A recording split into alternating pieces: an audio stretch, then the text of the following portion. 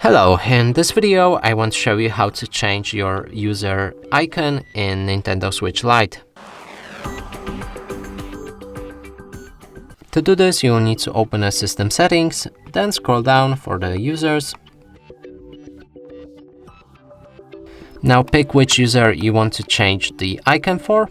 Click A on him, then edit the icon. Click on the character, and now choose a different character for your icon. You can also set the background color. Click on OK to confirm that, and as you can see, the icon has changed. And that's it for this video. Hope you like it. Please consider subscribing to our channel, leave a like and a comment below.